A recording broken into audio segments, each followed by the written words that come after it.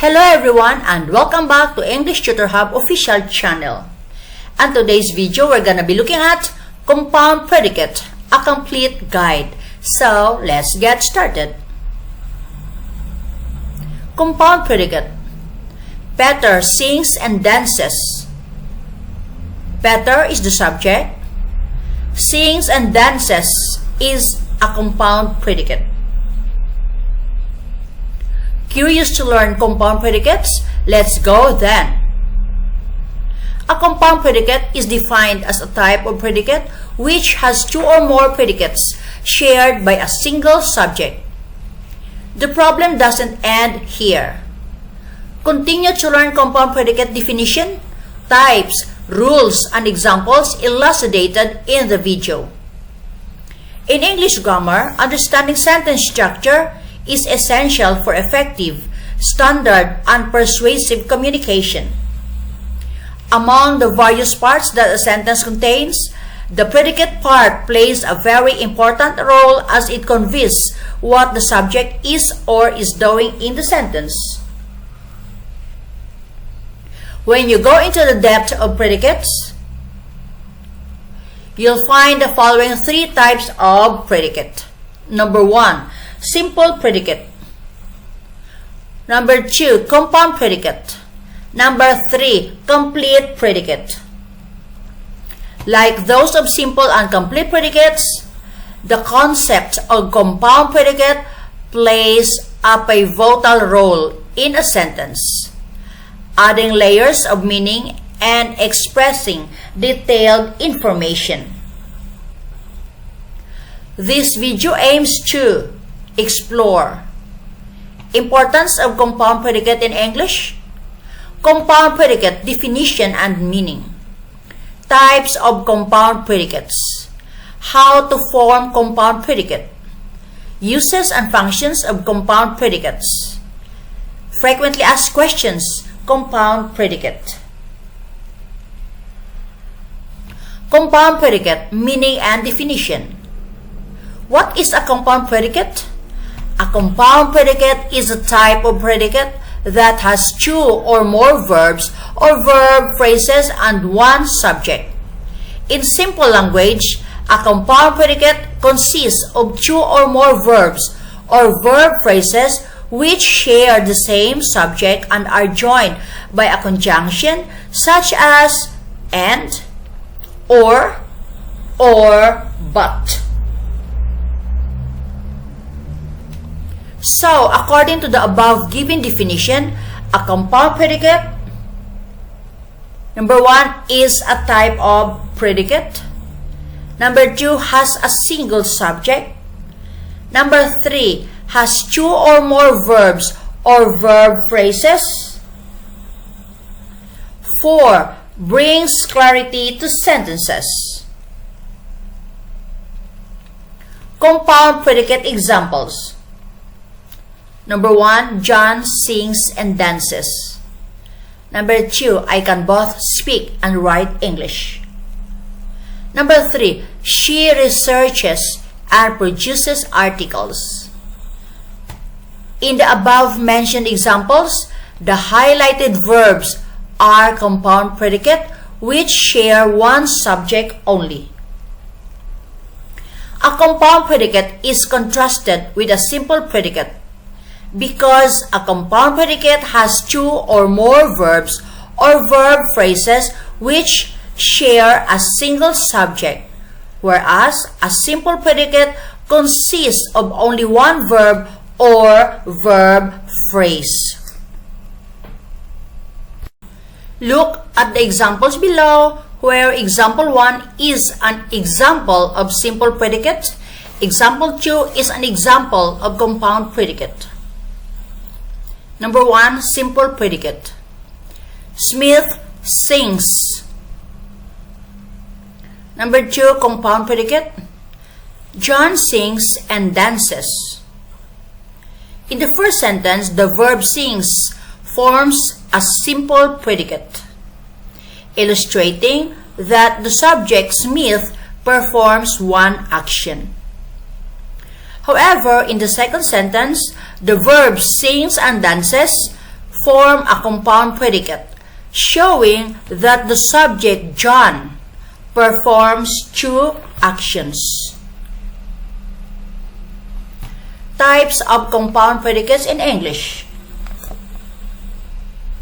Compound predicates can be classified into two main types based on the type and nature of the verbs used.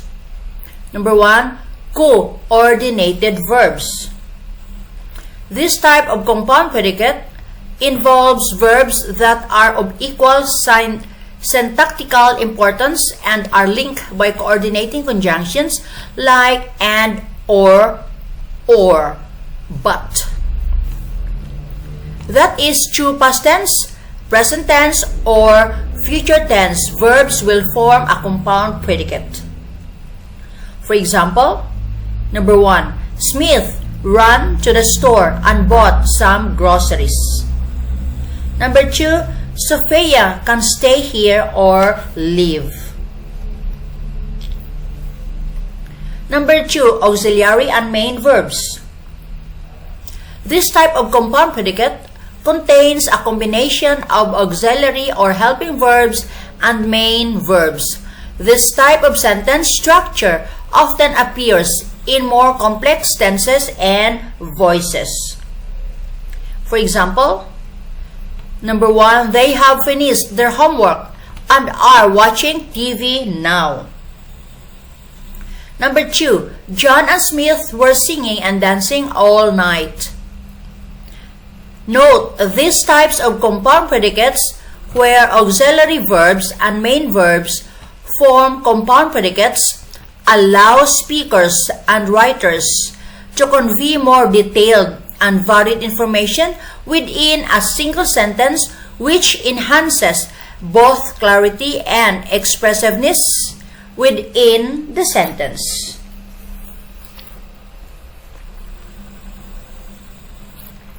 Uses and functions of compound predicates. Compound predicates are used to render several important functions in both spoken and written English. The uses and functions of compound predicates are discussed below. Number 1, briefness and conciseness. By using compound predicates, you can avoid redundancy and achieve conciseness in your sentences. That is, the use of compound predicates helps you make your sentences brief and concise and avoid multiple sentences. Compare example 1 with example 2, where the first has two different sentences with two subjects, whereas the second has only one sentence and one subject. For example, John went to the market. He bought some groceries. Number 2, John went to the market and bought some groceries. Number 2, clarity and clearness. The use of compound predicates ensures clarity in your sentences.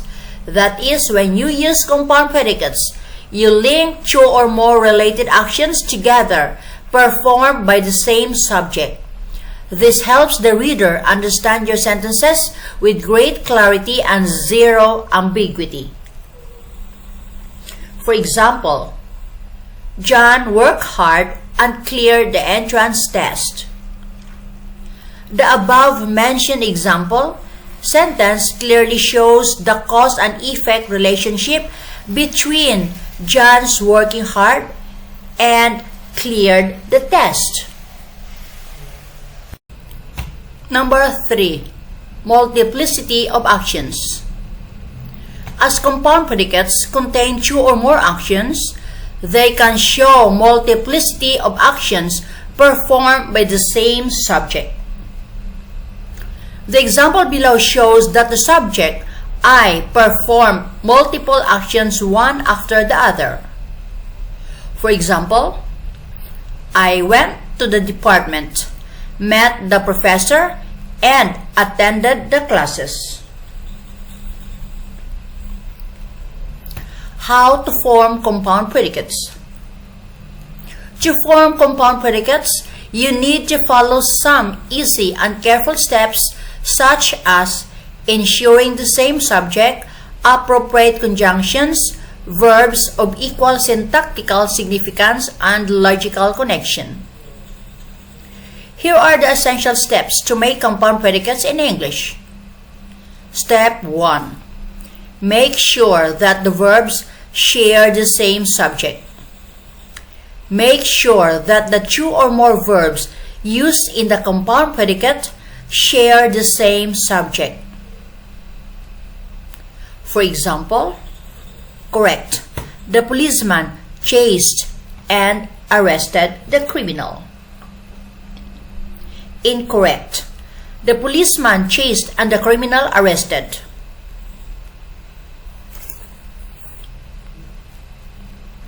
Step 2. Use appropriate conjunctions. Ensure that you use the appropriate conjunctions to logically connect the two or more actions in the compound predicates. For example, correct. Sophia will go to Paris and visit the Louvre. Incorrect.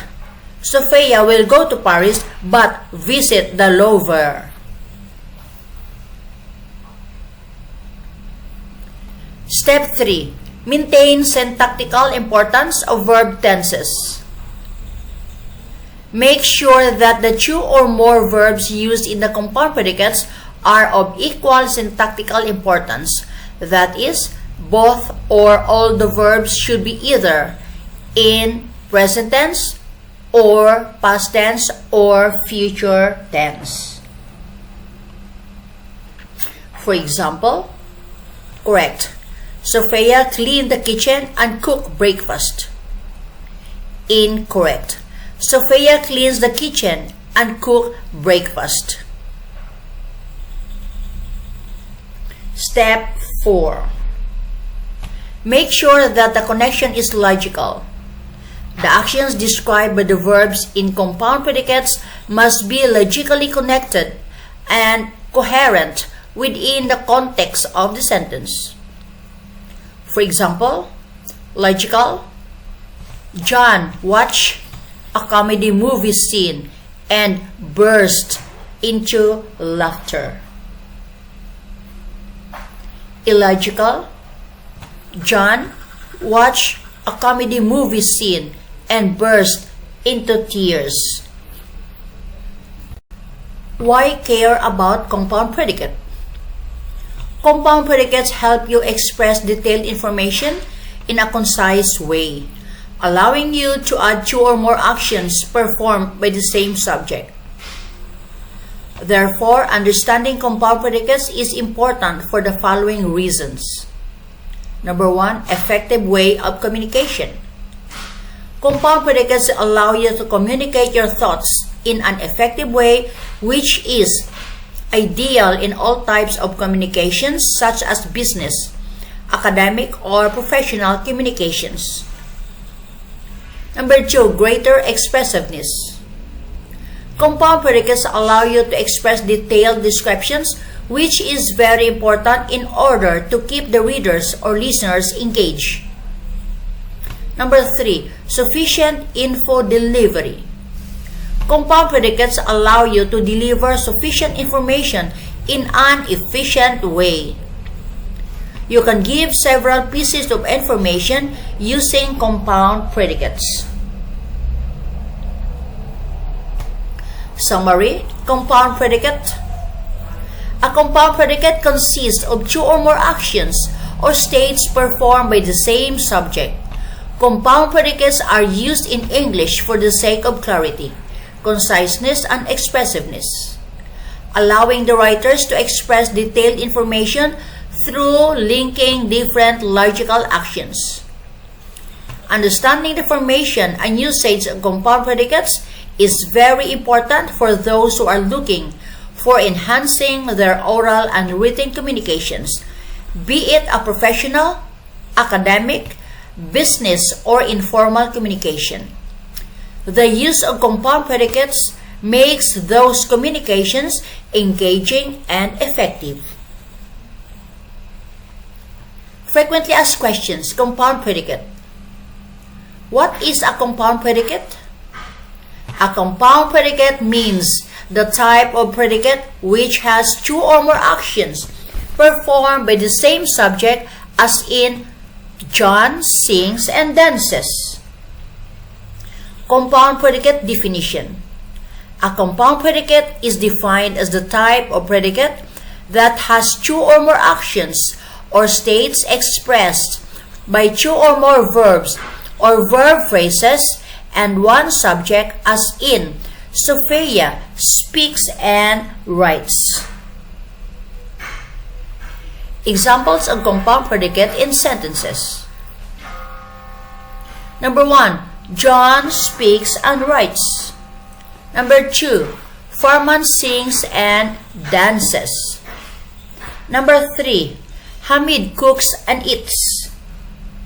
Number 4, Ramzan will go to the gym and work out. Number 5, Sophia will travel to the US and study. So, there you go guys. This video ends here about compound predicate, a complete guide.